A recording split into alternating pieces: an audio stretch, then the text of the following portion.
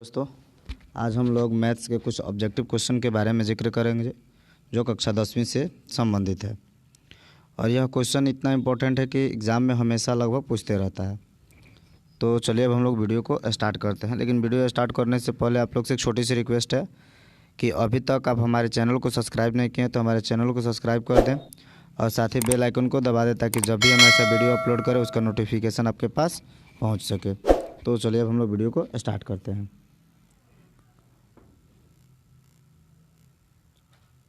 पहला क्वेश्चन है 38.5 सेंटीमीटर क्षेत्रफल वाले वृत्त की त्रिज्या है। तो क्षेत्रफल दिया हुआ है 38.5 सेंटीमीटर स्क्वायर और वृत्त का क्षेत्रफल निकालना है। तो वृत्त का क्षेत्रफल बराबर होता है क्या है, पाई आर स्क्वायर। तो पाई आर स्क्वायर बराबर हो कितना जाएगा, 38.5। अब हम लोग क्या करेंगे, जानते हैं कि पाई का मान होता है 22/7। तो 22/7 रख देंगे, गुणे आर स्क्वायर है तो आर स्क्वायर। और 38.5 को चाहे तो हम लोग लिख सकते हैं क्या, 77/2। अब हम लोग क्या करेंगे, आर स्क्वायर बराबर 77/2 और इधर 22/7 है तो बराबर कि इधर आएगा तो 7/22 हो जाएगा। अब हम लोग आसानी से कटा सकते हैं इसको, 11 सत्ते 77 और 11 दूना 22। तो आया क्या, आर स्क्वायर बराबर 7/7/2 × 2। तो अब इधर स्क्वायर है तो उधर चल जाएगा तो क्या हो जाएगा, रूट में हो जाएगा। तो आर बराबर अंडर रूट, चाहे तो इसको लिख सकते हैं 7 सत्ते 49 और 2 दूना 4। तो आर बराबर हो कितना जाएगा, 49 का वर्गमूल 7 और 4 का वर्गमूल 2 और भाग दे देंगे तो क्या आ जाएगा, 3.5। यानी हमारा ऑप्शन नंबर बी सही होगा। अगला क्वेश्चन कह रहा है कि बिंदु -5,7 और -1,3 के बीच की दूरी ज्ञात कीजिए। तो जो दूरी का सूत्र होता है वह होता है दूरी बराबर अंडर रूट x1 - x2 का whole square plus y1 - y2 का होल स्क्वायर। तो जो सबसे पहला कोऑर्डिनेशन होता है उसमें पहला x1 y1 होता है और दूसरा x2 y2 होता है। तो सिर्फ हम लोग को वैल्यू रख देना है। तो दूरी बराबर, देखिए x1 का मान कितना है, -5 माइनस x2 का मान कितना है, -1। तो पहले से यहाँ माइनस है और यहाँ भी माइनस है तो माइनस माइनस का हो जाएगा, +1 हो जाएगा। स्क्वायर कर देंगे प्लस, अब y1 - y2, तो y1 का मान कितना है 7 माइनस y2 का मान कितना है 3, स्क्वायर कर देंगे। अब क्या करेंगे, तो -5 और +1 तो कितना होगा, -4 और 7 में से 3 जाएगा तो कितना होगा 4। अब क्या करेंगे, देखिए -4 है तो स्क्वायर करेंगे तो 16 होगा, 4 भी है तो स्क्वायर करेंगे तो 16 होगा। उसके बाद से जोड़ देंगे तो 16 और 16 कितना हो जाएगा 32। अब 32 को चाहे हम लोग तो लिख सकते हैं क्या, 16 × 2 और 16 का वर्गमूल कितना होता है 4 और 2 तो रूट में ही रह जाएगा। यानी कितना आया, 4√2। यानी हमारा ऑप्शन नंबर सी सही होगा। अगला क्वेश्चन है, दो संख्याओं a और 18 का लसाअ 36 तथा मसाअ 2 है, तो a का मान ज्ञात कीजिए। तो चूँकि सूत्र होता है पहली संख्या गुणे दूसरी संख्या बराबर लसाअ गुणे मसाअ। तो पहली संख्या a है, दूसरी संख्या 18 है, लसाअ 36 है, मसाअ 2 है। अब चाहे तो 18 इधर गुणा में है तो उधर भेज देंगे तो कहा जाएगा 36 × 2/18। तो 18 दूना क्या हो जाएगा 36। तो a बराबर क्या हो जाएगा, 2 दूना 4। यानी हमारा आंसर कितना हो जाएगा 4 होगा, यानी ऑप्शन नंबर सी सही होगा।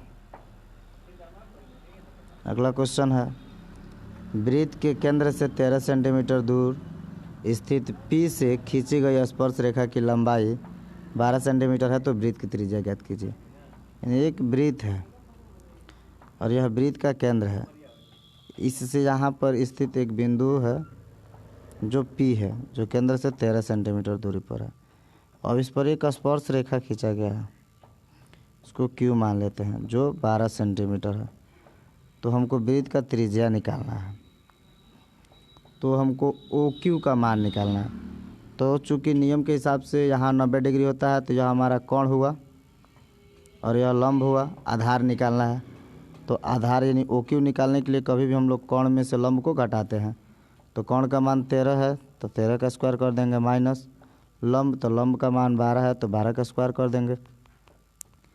तो 13 का वर्ग होता है 169, 12 का वर्ग होता है 144। तो कितना हो जाएगा, 9 में से 4 जाएगा तो 5, 6 में से 4 जाएगा तो 2, 25, 25 का वर्गमूल कितना हो जाएगा 5, यानी हमारा ऑप्शन नंबर डी सही होगा।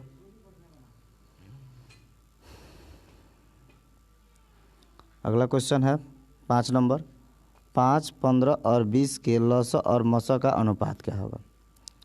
तो 5, 15 और 20, तो 5 का फैक्टर होता है 1 गुणे 5, 15 का होता है 3 गुणे 5 और 20 का होता है 2 गुणे 2 गुणे 5। तो इन तीनों में क्या मिला, 5 मिला। तो इसका मतलब कि हमारा HCF तो 5 हो गया, लेकिन LCM के लिए जो तीनों 5 मिला उसके बदले 1 ले लेंगे, बाकी जो नहीं मिल रहा सबको गुणा कर देंगे। तो 3 और 2 गुणे 2, तो 5 3 15, 15 दूना 30, 30 दूना 60 आ गया। अब अनुपात निकालना है, तो लौसा पहले कर रहा है तो लौसा का मान ऊपर कर देंगे, मौसा बाद में कर रहा है तो मौसा का मान नीचे कर देंगे। तो कटा देंगे तो आएगा 12/1, तो 12/1 का मतलब कि 12:1, यानी ऑप्शन नंबर डी सही होगा। अगला क्वेश्चन है, निम्न में कौन cot थीटा के बराबर होता है। तो चूँकि सूत्र होता है cot थीटा बराबर cos थीटा बटा sin थीटा, यानी ऑप्शन नंबर सही होगा बी। अगला है मूल बिंदु से दूरी। तो किसी बिंदु का मूल बिंदु से जो दूरी होता है ना, तो उस दूरी का सूत्र होता है √x² + y², यानी यह सूत्र केवल यूज किया जाता है मूल बिंदु से किसी बिंदु का दूरी ज्ञात करने के लिए। तो x के जगह पर -6 है तो -6, y के जगह पर 8 है तो 8, 6 के 36, 8 8 64, तो हो क्या जाएगा 100, और 100 का वर्गमूल कितना होता है 10, यानी ऑप्शन नंबर डी सही होगा। 8 नंबर क्वेश्चन है, cos 1 degree, cos 2 degree, cos 3 degree cos 90 degree, इसका मान कितना हो। तो चूँकि देखिए इसका मान कुछ भी हो, लेकिन इसमें cos 90 है और cos 90 का मान क्या होता है 0, और 0 से किसी भी संख्या में गुणा कर देंगे तो उसका मान क्या हो जाएगा 0 हो जाएगा, इसलिए हमारा ऑप्शन नंबर ए सही होगा। अगला क्वेश्चन है कि दो समरूप त्रिभुज के क्षेत्रफलों का अनुपात 64:121 है, तो इनके संगत भुजाओं का अनुपात ज्ञात कीजिए। मान करके चले कि एक त्रिभुज का क्षेत्रफल कैपिटल A1 है, एक त्रिभुज का क्षेत्रफल कैपिटल A2 है। भुजा मान करके चले कि इसका A1 है और इसका A2 है। तो नियम होता है कि यदि दो समरूप त्रिभुज के क्षेत्रफलों का अनुपात उनके संगत भुजा के अनुपात के वर्ग के बराबर होता है, यानी इनका जो क्षेत्रफल है इनके इस भुजाओं के अनुपात के वर्ग के क्या होगा बराबर होगा। तो क्षेत्रफल दिया है 64/121, तो बराबर क्या हो जाएगा A1/A2 और इसका स्क्वायर। अब स्क्वायर है तो इधर आएगा तो क्या हो जाएगा रूट में होगा, 64/121 बराबर A1/A2।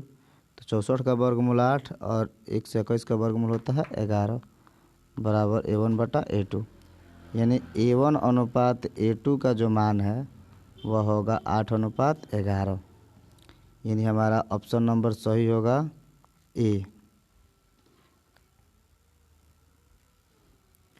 अगला क्वेश्चन है x, x plus 3, x plus 6, x plus 9 तथा एक्स प्लस 12 का समांतर माध्य। तो कोई भी आंकड़ा दिया हो तो माध्य निकालने के लिए हम लोग सभी प्रेक्षणों को जोड़ देते हैं और जितना उस प्रेक्षणों की संख्या होता है उससे भाग दे देते हैं। तो सबको जोड़ेंगे x plus 3 plus x plus 6 plus x plus 9 x plus 12 और टोटल 5 है तो 5 से भाग दे देंगे। अब जोड़ लेंगे तो 1 2 3 4 5, 5 एक्स है तो 5 एक्स प्लस 3 और 6 9, 9 9 18, 18 और 12 30/5, 5 से इसमें जो भाग दे देंगे तो 5 से 5 कट जाएगा एक्स और 5 6 के 30, यानी कितना होगा एक्स प्लस 6 होगा, यानी ऑप्शन नंबर ए सही होगा। अगला क्वेश्चन है यदि साइन थीटा बराबर कॉस थीटा तो किसके बराबर होता है। तो चूँकि ध्यान देंगे कि चूँकि साइन थीटा और कॉस थीटा बराबर है तो यह सिर्फ एक ही मान पर बराबर होता है और वह होता है थीटा बराबर 45 डिग्री, क्योंकि साइन 45 डिग्री का मान भी 1/√2 होता है और कॉस 45 डिग्री का मान भी 1/√2 होता है। अगला क्वेश्चन है एक रेखा जो वृत्त के दो भिन्न बिंदुओं पर प्रतिच्छेद करती है वह कहलाती है। तो वह कहलाती है क्या, छेदक रेखा कहलाती है। यानी स्पर्श किया जाता है एक बिंदु पर तो स्पर्श रेखा कहलाता है, लेकिन दो बिंदु पर प्रतिच्छेद कर रहा है तो वह छेदक रेखा होता है। नहीं, वह ऑप्शन इसमें नहीं, इसलिए ऑप्शन नंबर डी सही होगा, इनमें से कोई नहीं। अगला क्वेश्चन है एक ठोस घन जिसका एक किनारा 14 सेंटीमीटर है में से अधिकतम आयतन का गोला काटा जाता है तो गोले का आयतन लगभग होता है। यानी समझ लीजिए, बता दे रहे हैं और इसका आप लोगों को आंसर भेजना है कमेंट में। तो कह रहा है कि एक घन है,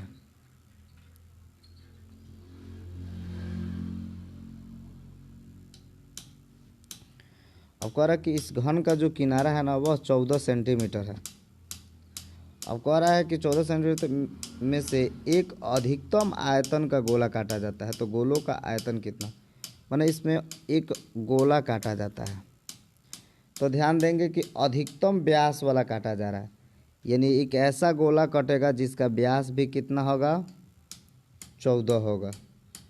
इसका मतलब कि इसका त्रिज्या कितना हो जाएगा, 7 सेंटीमीटर। तो आर का मान 7 सेंटीमीटर हो जाएगा और गोला का आयतन होता क्या है 4/3 πr3, मान रख देंगे, आंसर आ जाएगा। तो चलिए हम लोग आगे बढ़ते हैं और अगला क्वेश्चन है निम्न में से किस द्विघात बहुपद के शून्यकों का योग -3 और गुणनफल 2 है। यानी यहाँ योग कह रहा है, यानी अल्फ़ा प्लस बीटा का मान कह रहा है -3 और अल्फ़ा इंटू बीटा का मान कह रहा है 2। तो एक बहुपद कह रहा है, तो बहुपद का जो सूत्र होता है वह होता है k into x square minus alpha plus beta into x plus alpha into beta. तो देखिए k है तो k, एक्स स्क्वायर है तो x square minus alpha plus beta का मान है -3, तो यहाँ पहले से एक माइनस है तो माइनस माइनस का आ जाएगा plus 3x plus alpha into beta का मान कितना है 2, तो 2 हो जाएगा। अब यहाँ हर में जितना रहता है मान उतना ही k का मान, तो इसके नीचे कुछ नहीं तो 1 है, तो 1 रख देंगे तो हमारा बचेगा क्या, x square plus 3x plus 2, यानी ऑप्शन नंबर सही होगा ए। अगला क्वेश्चन है के एक्स माइनस 5y बराबर 2 और 6x प्लस 2y बराबर 7 के कोई हल ना हो तो चूँकि कोई हल नहीं होने का कंडीशन होता है a1/a2 is equal to b1/b2 not is equal to c1/c2। तो a1/a2, तो a1 का मान कितना है k, a2 का मान कितना है 6 बराबर b1 का मान कितना है -5, b2 का मान कितना है 2, not is equal to c1 का मान कितना है 2 और बटा 7।